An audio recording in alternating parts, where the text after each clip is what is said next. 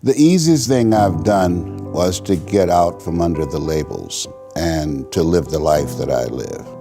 The most difficult thing I've ever done was to believe that I can do it. What's the difference? The difference is that when you don't know what's impacting you, and it's something that's holding you down and you're not aware of it. The great anthropologist Margaret Mead was in a restaurant in London, and a guy was serving her and said, "There are several Americans here tonight." And she said, "Is that right?" "Yeah." So let me know when you serve them dessert. I'll tell you exactly how many are here. He said, "Oh, you couldn't possibly." And so he came back and said, "Okay, I've done it."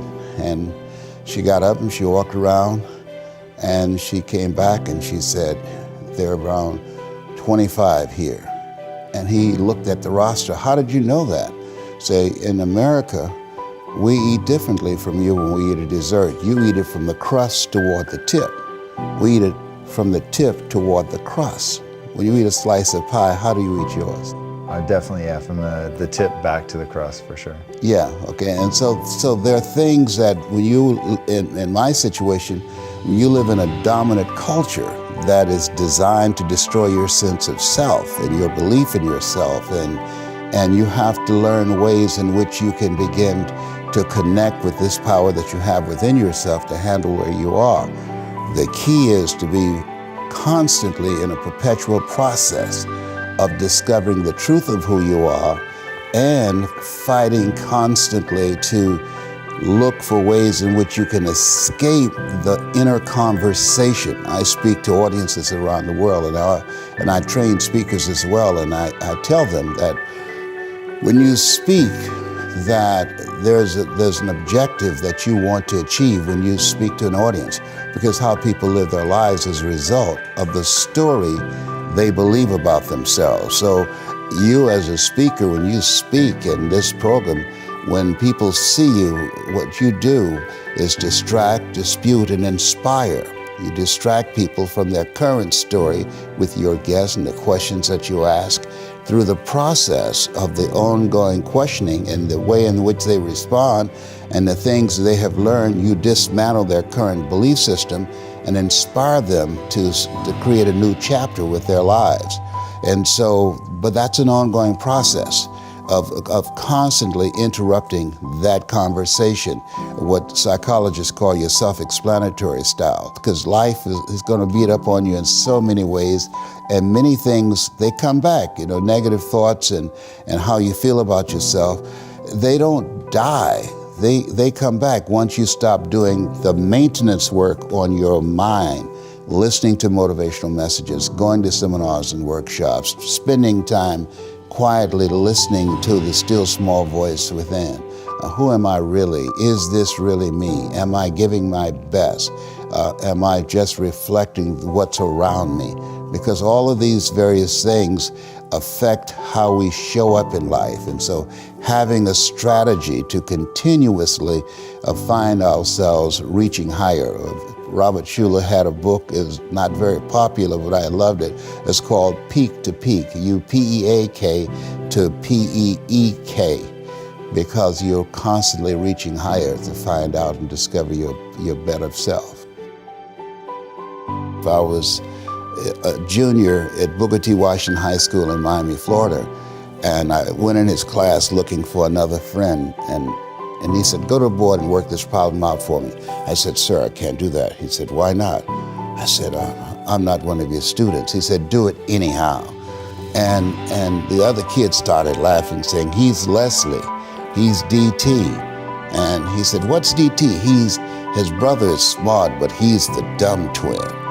And I said, "I am, sir." And he came from behind his desk and he pointed at me, he said, "Don't you ever say that again.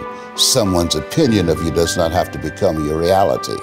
And he taught me three things. He said, if you want to become successful in life, young man, he said, number one, you got to change your mindset. He said, you don't get in life what you want, you get in life what you are.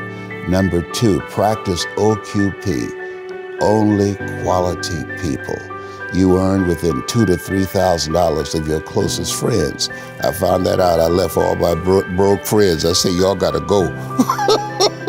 Because I used to be so broke, I'd pass a bank and trip the alarm, you know? And the third thing he said, develop your communication skills, because once you open your mouth, you tell the world who you are. He said those are three major things that you want to work on that will liberate you from living in Liberty City, living in poverty in Overtown. It will help to escape out of where you are right now, because I see you watching me and I know you want more. I can see the hunger in your eyes. That's why my book is about to come out called You Gotta Be Hungry. I love that notion. I love that title. So how do people get hungry?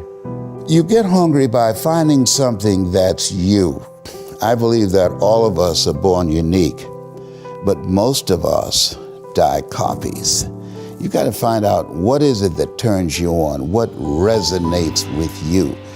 One of the things that I realized and what allowed me to become successful as a speaker, the speaking industry has been hijacked by people who speak to sell, and it's okay to do that and make money. I speak to change lives because somebody spoke and changed my life. So this is my passion.